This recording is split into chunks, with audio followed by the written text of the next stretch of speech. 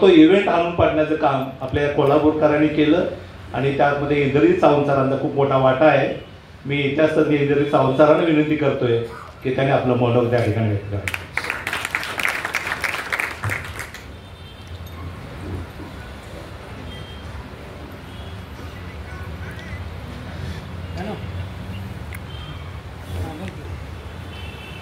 सगळ्यांना जय भीम.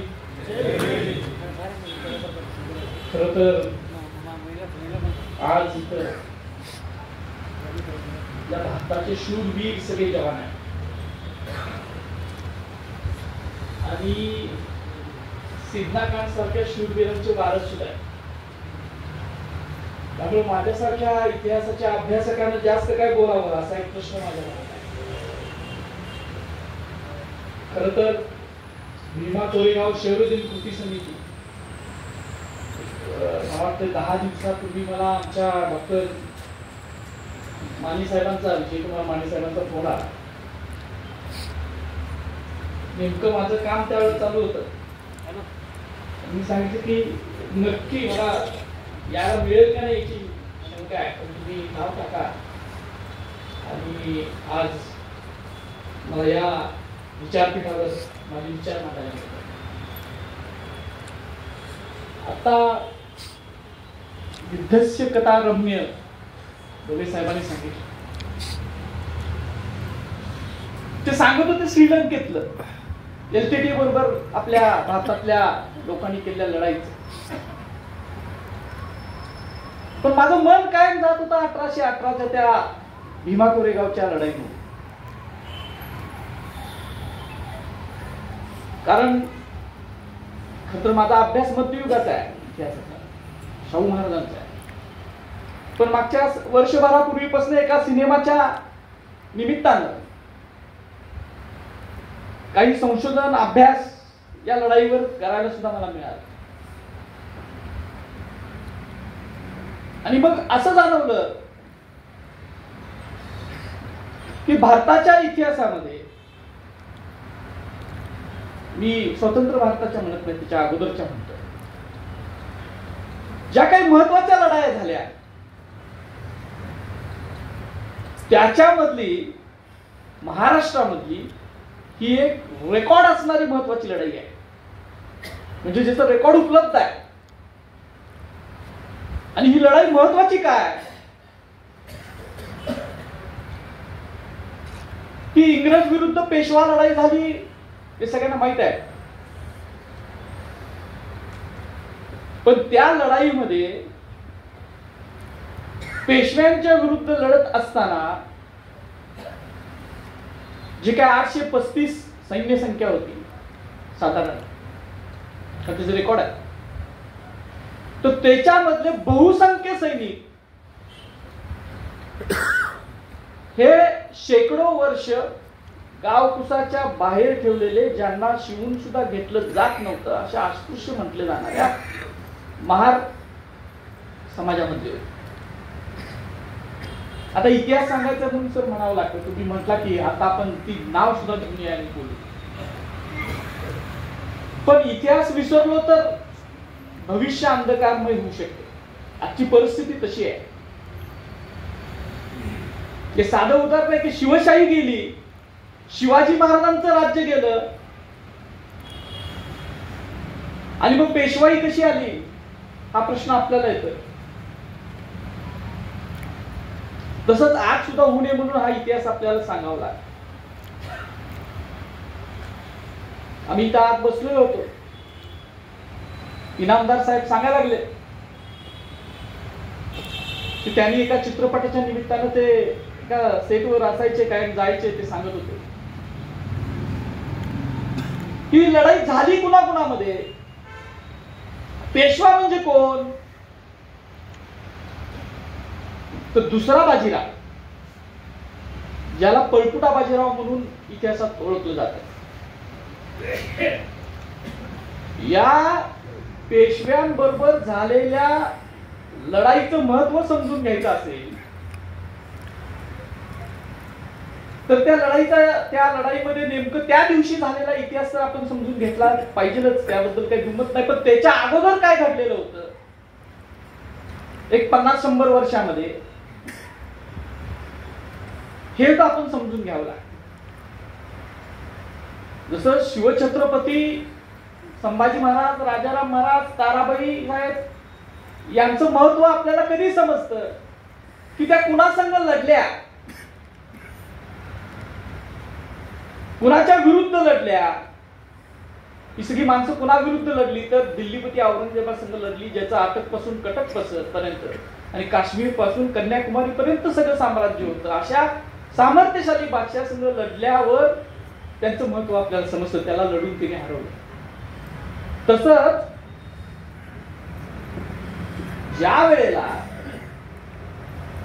हे आपले वीर सैनिक जे लढले ते दुसऱ्या बाजीरावासंग लढले. बाजीराव कोण होता? अत्यंत स्वार्थी, कजाक, धूर्त आणि अय्याश असा व्यक्ती होता. खर तर बाजीरावावरच एक व्याख्यान व्हावं असा त्याचा इतिहास आहे. 1-2 व्याख्यानं व्हावीत असा. मगाशी ते म्हणले त्याच्यावर चित्रपटच निघाला आणि निघाला पाहिजे खरं तर. कारण महाराष्ट्राच्या भूमीमध्ये नालायक माणसं कशी निर्माण झाली हे आपण लोकांना सांगितलं पाहिजे. सर्वोच्च स्थान अय्याशी मधलं त्या बाजीरावाला दिलं गेलं पाहिजे. नुसता बाजीराव नाही, ही सुरुवात नानासाहेब पेशव्यापासून सुरू झाली. आश्चर्य वाटेल तुम्हाला, आमच्यासारख्या इतिहासकारांना सुद्धा तो इतिहास सांगायला लाज आणि शरम वाटते, पण सांगावं लागतं. त्या नालायक नाना पेशव्यानं सातारा छत्रपतींच्या गादीवर एका तोतया माणसाला बसवलंय. सातारच्या शाहू महाराजांचा निधन झालं 1750 मध्ये, 49-50 मध्ये. त्यानंतर रामराजा नावाचा महाराणी ताराबाईंचा जो नातू होता, तो नातू दर्याबाई निंबाळकरांच्याकडे होता. ताराबाईंनी ते शाहू महाराजांना अगोदरच सांगितलेलं होतं की माझा नातू आहे आणि त्याला आपण गादीवर घेऊया. पण नानासाहेब फुल कमांड मध्ये होता. 25,000चं सैन्य घेऊन तो शाहू ज्या वेळा आता त्याला असं वाटलं की शाहू महाराज हे आता राहत नाही, त्यांचं प्राण काही टिकत नाही, तर त्यावेळेला तो 25,000चं सैन्य घेऊन साताऱ्याच्या त्या शहरामध्ये तळ ठोकून होता. आणि त्या नानासाहेबानं पानगाव मध्ये असणाऱ्या दर्याबाई निंबाळकर यांच्याकडे असणाऱ्या रामराजाला घेऊन येतो म्हणून त्यानं ती माणसं पाठवली, ती घेऊन आला. कोटेश्वराच्या मंदिरामध्ये, साताऱ्यामध्ये अजून सुद्धा ते मंदिर आहे, तुम्ही जाऊन बघा. त्यामध्ये आजीची आणि नातवाची भेट ठरली. महाराणी ताराबाई साहेब सातारच्या किल्ल्यावरून उतरून खाली आले आणि त्यांनी त्या कोटेश्वराच्या मंदिरामध्ये जाऊन आपल्या नातवाचं खूप वर्षानंतर त्यांना त्याचा चेहरा बघायचा होता, म्हणून ते मंदिरात घ्यायची प्रथा होती, त्यामुळे ते गेल्या. त्याला त्या नातवाला लपवून ठेवताना त्यांनी स्वतःच्या हातामध्ये 2 हिऱ्याच्या बांगड्या होत्या, त्यातली एक हिऱ्याची बांगडी त्या नातवाच्याकडे दिली होती, त्याच्या केअरटेकरकडे, आणि एक स्वतःकडे ठेवली होती. तिथं जायच्या अगोदर त्या दोन्ही त्याच्याकडची बांगडी घेतली, त्या जुळल्या. ताराबाई साहेब त्या कोटेश्वराच्या मंदिरामध्ये गेल्या, त्यांनी त्या व्यक्तीला पाहिलं आणि त्याच वेळेला नानासाहेब पेशव्याला सांगितले की ही वस्तू खरी नाही, भोसल्यांच्या कोळास बट्टा लागतो, याला छत्रपतींच्या गादीवर बसवू नका. 2-3 प्रहर त्यांनी तट केला, तटवून धरायचा प्रयत्न केला, पण नानासाहेबांनी सांगितले की आता राजकारणाचं, राजकार्याचं दिवस आहे आणि आता ते शक्य नाही, आता याला बसवावंच नाही. मिलिटरी पॉवर ज्याच्या हातात आहे, लष्करी ताकद ज्याच्या हातात आहे, तोच राजा असतो, तोच निर्णय घेऊ शकतो. नानासाहेबांना 25,000 खड्या लष्करी ताकदीच्या जोरावर त्या तोतया व्यक्तीला छत्रपतींच्या गादीवर बसवलं आणि त्याचं सिंहासनारोहण करून घेतलं. हे मी जबाबदारीने बोलतोय. डॉक्टर जयसिंगराव पवार सरांच्या महाराणी ताराबाई ग्रंथात सुद्धा लिहिलंय, तुम्ही वाचा, सगळी ओरिजिनल डॉक्युमेंट्स. तुम्हाला पटो अथवा न पटो, इतिहास इतिहास असतो. तर अशा या नानासाहेबाचा त्या बाजीराव वारस शिवाजी महाराजांच्या काळामध्ये, संभाजी महाराजांच्या काळामध्ये महाराष्ट्रामध्ये त्यांच्या सैन्यामध्ये, आता या ह्याच्यात सुद्धा लिहिलंय आपल्या पत्रकात, नागनाथ महारला वैराटगडचा तो किल्लेदार होता, पाटीलकी होती, अशा अनेक आहेत. रायगडच्या ध्वजाचं संरक्षण करायचं कामच रायनाकांचं होतं. रायनाकांनी त्यांच्या जिची समाधी त्या चकमक टोकाच्या पायथ्याला आहे आणि डॉक्टर बाबासाहेब आंबेडकरांना त्या सगळ्या एपिसोडवर काम करायचं होतं म्हणून त्यांनी सुद्धा काही कागदपत्र जमा करायचा प्रयत्न केला होता. सैन्यामध्ये जो शूर असेल त्यालाच बढती मिळत असेल, त्यालाच सैन्यामध्ये घेतले जात असे. हाफी खान नावाचा एक मुघल इतिहासकार रायगडच्या पायथ्याला राहिला, ज्यावेळेला औरंगजेबानं रायगड जिंकला त्याच्यानंतर पाचाडच्या कोटात राहिला, जिजाऊंच्या कोटात तो राहिला आणि त्याने त्यावेळेच्या काही दंतकथा तिथं नोंदवून ठेवली. त्यातली एक दंतकथा त्याला आहे, म्हणजे त्याला तिथं सांगितली, म्हणजे हे काय आता आपण त्याला दंतकथा म्हणू, पण त्यानं जे नोंदवून ठेवलंय ते इतिहासाला प्रमाण मानावं लागतं, कारण तो तिथं राहिलेला आहे, लगेच राहिलेला आहे. रायगड जिंकल्यानंतर काही काळ तो तिथं रायगडच्या पायथ्याला राहिला आहे. तिथं बसून त्यानं ते लिहिलं की रायगड किल्ला शिवाजी महाराजांनी बांधून घेतला आणि त्यानंतर त्यांनी ठरवलेले मार्ग सोडून या किल्ल्यावर जाऊन कोण चढून जाऊन दाखवेल त्याला इनाम द्यायचं ठरवलं. तर तत्कालीन त्यावेळेच्या महार समाजातल्या एका व्यक्तीनं ते काम केलेलं. वारंगी नावाचं गाव आहे बहुतेक तिथं रायगडच्या पायथ्याला, त्याच्यातला जो सर्जा ज्याला आपण आता म्हणतो, तो सिनेमा निघाला बघा सर्जा, तो त्याच्यावरून निघाला. ही सत्य कथा. या सगळ्या गोष्टींवरून शिवाजी महाराजांच्या काळामध्ये आपल्याकडे एवढ्या मोठ्या प्रमाणात जाती भेद होता तो नव्हता हे आपल्याला लक्षात येतं. पण पेशवाई जशी जशी आपल्या महाराष्ट्राच्या सत्तेवर आली, छत्रपतींचं राज्य गेलं, छत्रपतींना नामधारी बनवलं, छत्रपतींच्या गादीवर तोतया बसवला. आपल्या कोल्हापूरचं राज्य तर गिळंकृत करायलाच नानासाहेब निघालेला होता. कोल्हापूरच्या जिजाबाई साहेब म्हणून होत्या, शिवाजी महाराजांच्या स्नुषा होत्या, नाथ स्नुषा. त्यांनी मुत्सद्देगिरीनं राज्य वाचवलं. त्याचा कधीतरी इतिहास तुम्ही तो वाचा आहे का? तो महत्वाचा इतिहास आहे. या नानासाहेब पेशव्याच्या तावडीतने राज्य कसं वाचवलं कोल्हापूरचं, आणि ह्याचाच वारस हा बाजीराव होता. बाजीराव आणि त्याच्या अगोदरच्या पेशव्यांच्या काळामध्ये पुण्यामध्ये महाराष्ट्रामध्ये अचानकच एक मार्शल रेस तयार झाली. जे आपल्या लढाईचा त्याचा संबंध नाही म्हणून मी तुम्हाला सांगतो. मग त्याच्यात विंचुरकर आले, रास्ते आले, मेहेंदळे आले, गोखले आले. आणि या लढाईच्या विरुद्धचा सेनापती गोखले होता, बापू गोखले होता. अचानकच यांना कुठनं लढायला सुचलं काय माहित नाही. हजारो वर्षाचे यांचं पंचपात्र घेणारी माणसं अचानक त्यांच्या हातात तलवारी आली. कारण सगळी सुव्यवस्था होती. मराठ्यांना अख्ख्या देशभर कोण शत्रू राहिलेलं जे होते ते लहान सहान निजाम वगैरे होते. अनेक संस्थान, अनेक राज्य निर्माण झाले.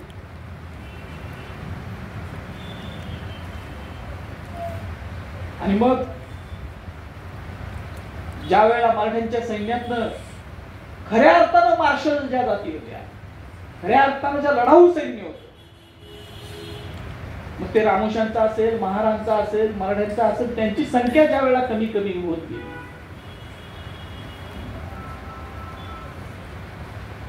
आणि इथल्या या मार्शल रेसेस, लढाऊ जमाती या आपल्या सैन्यात नको, त्यांचा त्रास आपल्याला नको, ते आपल्या वरचढ ठरतील म्हणून मग पेशव्यांनी अरब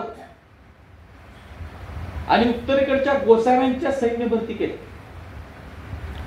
मोठ्या प्रमाणात गार्ड्यांची सैन्य भरती केली. आपल्याला माहित आहे सुमेरसिंग गार्दी, नानासाहेब नारायणराव पेशव्याचा ज्यानं खून केला रघुनाथरावचे, राघोबादादांना सांगितलं, आनंदीबाईने सांगितलं आणि त्या नारायणरावचा खून केला, तो गार्दीच होता सुमेरसिंग. आणि या सगळ्या गार्द्यांची, अरबांची, गोसाव्यांची आणि मग अनेक अचानक मार्शल झालेल्या या बापू गोखले सारख्या लोकांची सैन्य घेऊन इंग्रजांसंग लढता येणार नव्हतं. इंग्रज मुठभर होते, त्यावेळेला बाहेरून आलेले होते, व्यापारासाठी आलेले होते, पण त्यांना ही सगळी त्यावेळेची कमांडिंग जी सत्ता होती, भारतावर कमांडिंगची जी सत्ता होती ती पेशव्यांची होती, म्हणजे मराठ्यांची होती. त्याला मराठा राज आपण एम्पायर म्हणतो, त्यांची होती. अंतर्गत पेशव्यांची होती, अंतर्गत ब्राह्मणांची होती, तर ज्याला आपण मराठा राज्य म्हणतो, पण ती होती, ते वास्तव आहे. त्यांना त्याच्यातले दोष लक्षात आले आणि मग इंग्रजांनी पहिल्यांदा इथल्या मार्शल रेसेस मधल्या, ज्यांना आपण पेशव्यांनी गाव कुसाच्या बाहेर ठेवले, त्यांना लष्करात सामील करून घेतलं जात नव्हतं, अशा महार सैनिकांची स्वतःच्या लष्करात भरती करून घेतली. आणि त्याच्यातलेच लढवय्या यावी, अगदी द्वेषानं. तुमचा अपमान झाला तर तुम्ही बाकी सगळं विसरता, पण अपमान तुम्ही वर्षानुवर्ष, तुमच्या स्वाभिमानाला ठेच लागली तर वर्षानुवर्ष तुम्ही विसरत नाही. आणि असे अनेक वेळेला पेशव्यांच्या काळामध्ये ही सगळी मंडळी बघत होती. बाजीरावच्या काळात सगळी संपत्ती, अत्यंत सधन राज्य होतं.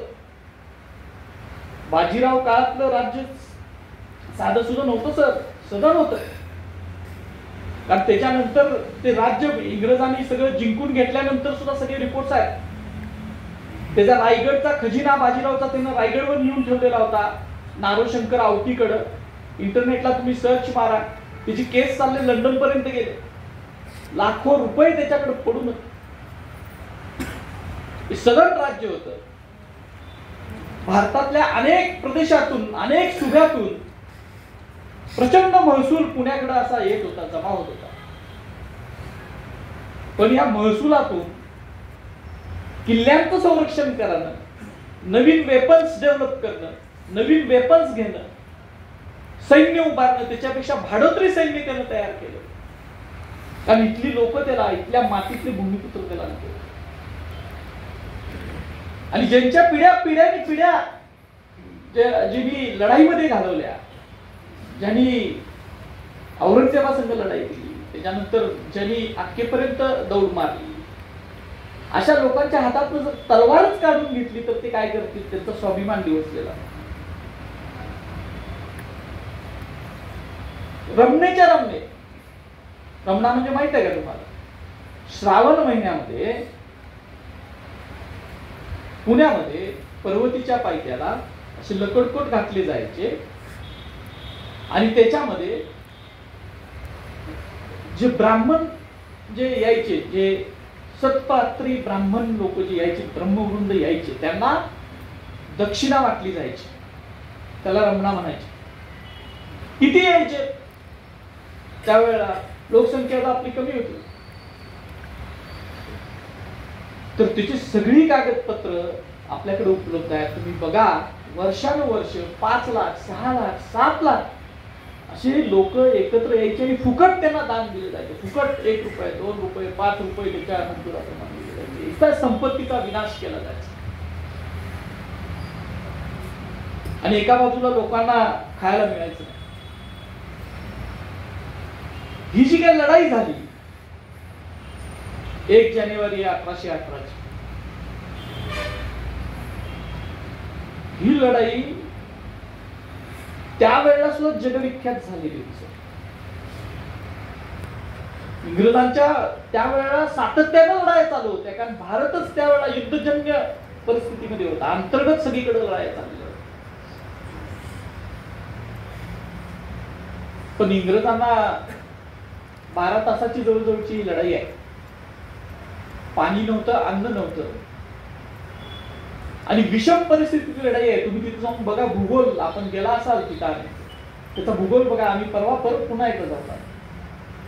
नदीच्या आल्याआड तो आता स्तंभ बांधलाय. लढाईचं ठिकाण ते नदीचं संपूर्ण पात्र आहे. एका बाजूला तब्बल 28,000ची फौज होती. बाजीराव होता, त्याच्याबरोबर अनेक महत्वाचा व्यक्ती होता, सांगेन तुम्हाला त्याच्याबरोबर. आणि दुसऱ्या बाजूलाही 800 जण व्यक्ती होते. फक्त 2 तोफा होत्या त्यांच्याकडे. आणि तब्बल 12 तास अन्न नाही, पाणी नाही. त्याच्यामध्ये त्यांनी जसं आता सरांनी सांगितलं, खरं तर तिथला त्याचा आय विटनेसनं कुणतर असं सरांसारखं वर्णन करून जर ठेवला असतं ना तिथल्या स्वतः लढलेल्या व्यक्तीनं, तर मग आपल्याला समजलं असतं त्याचा आणि महत्व. इंग्रजांनी लिहून ठेवलाय. पण ह्या लढाईचं महत्व सतत युद्धजन्य असणाऱ्या इंग्रजांना एवढं वाटतं. त्या लढाईनंतर लॉर्ड माउंटबॅटन एल्फिन्स्टन त्यावेळेला प्रमुख होता इंग्रजांचा. 3ऱ्या दिवशी तो त्या ठिकाणी स्पॉटवर गेलाय. 3ऱ्या दिवशी त्याने तिथं जाऊन बघितलेलं आहे, कारण त्याला रिपोर्ट तसे गेलेले होते. किती शूर त्याने ही लढाई लढली. 28,000 जणांना पाय लावून पळायला लावणं, स्वतःची पोझिशन टिकवून ठेवणं, एवढ्या मोठ्या 28,000च्या फौजेबरोबर. आणि त्याच्यामध्ये कॅव्हलरी होती त्यांच्याकडे, आणि ह्यांच्याकडे फक्त 300ची कॅव्हलरी होती. घोडदळ 300, इकडे कॅव्हलरी 25,000ची कॅव्हलरी, 5,000चं पायदळ पेशव्याकडे. आणि एका अशी पूर्ण विषम परिस्थितीतली लढाई त्यांनी जिंकली. आणि म्हणून मग त्या लढाईनंतर इंग्रजांनी तिथे एक स्तंभ उभा करून ठेवला. असे किती स्तंभ आहेत जगभर, लढाईची स्मारक आहेत. पण महाराष्ट्रात असे किती स्तंभ आहेत त्यावेळेचे म्हणतो मी, 1818चे, 200 वर्षापूर्वी. मला वाटतं हा एकमेव स्तंभ.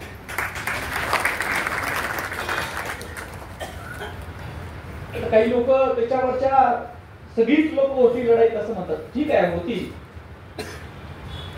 पण माझ्याकडे एक कागद आहे, 1818चाच कागद आहे. आणि हा पुणे पुरालेखागारातला कागद आहे. वसु सरदेसाईंनी ती कागद छापलेले आहेत. त्या पुस्तकाचं नाही, मराठी राज्याची अखेर कागदपत्रांची खंड केली, वेगवेगळ्या ह्याच्या खंडामध्ये ती छापलेली आहेत. त्याच्यामध्ये त्या बातमीदारानं ती बातमी पाठवली. काय म्हणतोय बघा. 23 माहे सफर सन समान अशर मयातेन मिती मार्गशीर्ष वद्य 9 शके 1739 ते दिवशी इंग्रजी सरकार यांचे फौजेपैकी मेजर स्टाटन साहेब याचे लोक सिपाही आसामी सुमारे 600 घोड नदीहून पुण्यास येता मार्गी भीमा कोरेगाव येथे, भीमा कोरेगाव म्हटलंय तुम्ही, येथे बाजीराव साहेब याचे दरोपस्त लष्कर त्याचवर चालून आले. सारा दिवस लढाई होऊन शेवटी सायंकाळी तेवढे लष्करास गावातून बाहेर काढून देऊन शिकस्त केली.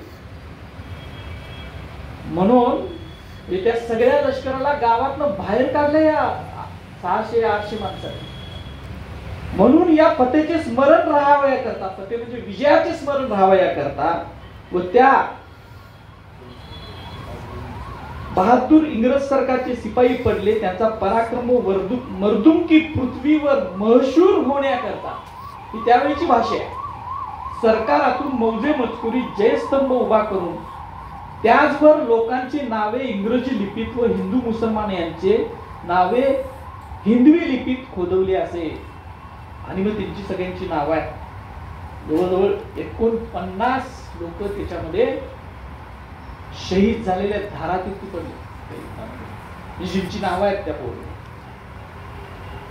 आता याच्यानंतर एडिटरनं काय लिहिलंय त्याच्यात ते सुद्धा खूप महत्वाचं आहे.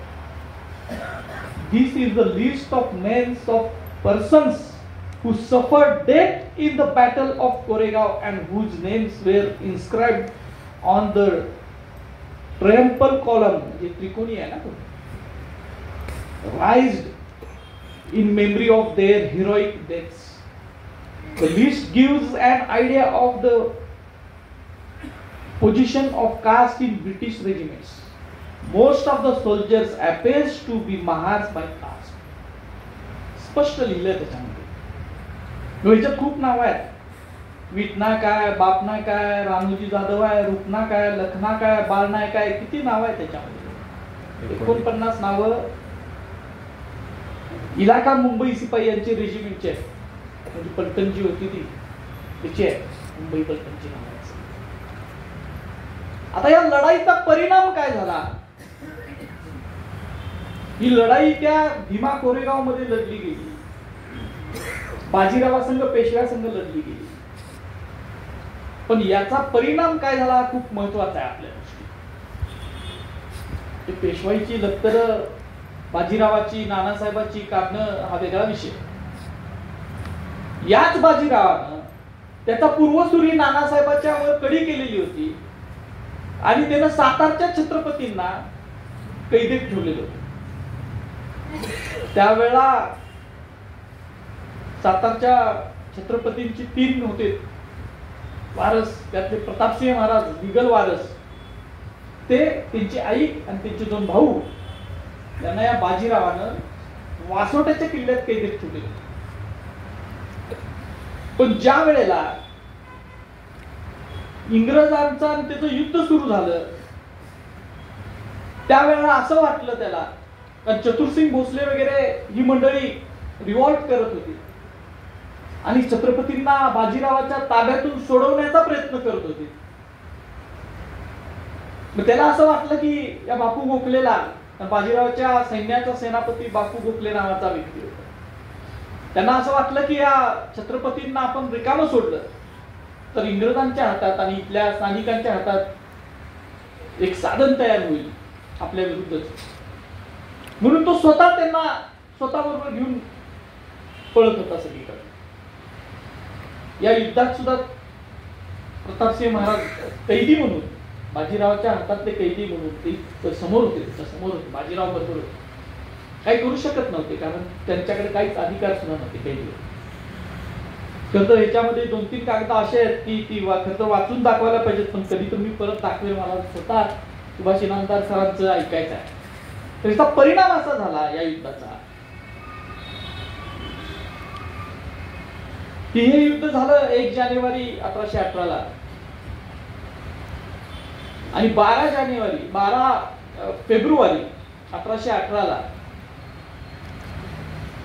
सातारचा जो किल्ला आहे, जो सातारा छत्रपतींचं राजधानीचं, मराठ्यांच्या राजधानीचा किल्ला आहे, त्याच्यावरचा पेशव्यांचा झेंडा खाली उतरला गेला आणि तिथं भगवा झेंडा छत्रपतींचा उंचावला गेला. तो या युद्धाचा परिणाम आहे. 2 महिन्यात झालेले लगेच 2ऱ्या महिन्यात 12 तारखेला, मला वाटतं 40 दिवसातच तिथं तो हे झाला. हा या युद्धाचा मोठा परिणाम झाला आणि बाजीराव पेशव्यानं कैदेत ठेवलेले मराठ्यांचे छत्रपती या युद्धामुळे स्वतंत्र झाले.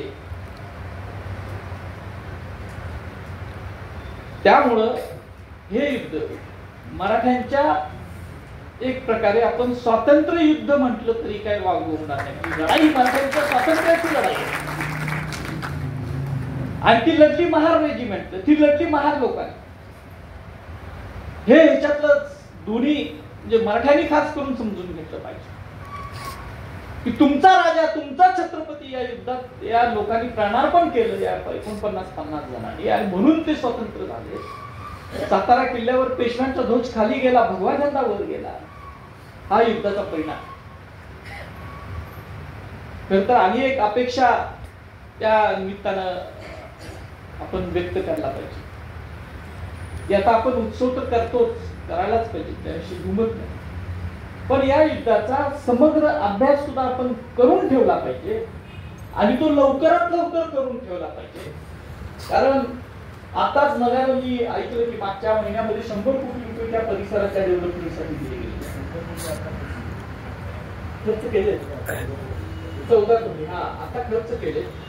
पण ती रणभूमी आहे, ती आपल्या पूर्वजांच्या शौर्याची भूमी आहे. त्याचा आर्किओलॉजीचा अंगाला अभ्यास झाला. बॅटलफील्ड आर्किओलॉजी म्हणून एक शास्त्र आहे, जे नंतर लढाईला सुद्धा उपयोगाला येतं. त्याच्या अंगाने सुद्धा अभ्यास झाला पाहिजे, अशी मागणी सुद्धा आपण त्या निमित्ताने केली पाहिजे. आणि मग तिथं त्याचं जे काय भूगोल आहे तो मग तिथं स्मारक आणि मोठं करा वगैरे वगैरे सुद्धा होतं. त्याचा अभ्यास बॅटलफील्ड आर्किओलॉजीच्या अंगाने करावा असं या निमित्तानं मी व्यक्त करतो. आणि इनामदार साहेबांना ऐकायचं असल्यामुळं थोडंसं निष्कर्ष करत केलेलं आहे. कधी तर पुन्हा या सगळ्या युद्धावर आणि या घडलेल्या घटनांवर अनेक बाबी इतिहासाच्या कागदपत्रांमध्ये या युद्धाच्या संदर्भातल्या नकाशासह नोंद आहे, त्या आपण पुन्हा कधीतरी बोलू, ऐकू. थांबतो. जय हिंद, जय महाराष्ट्र, जय.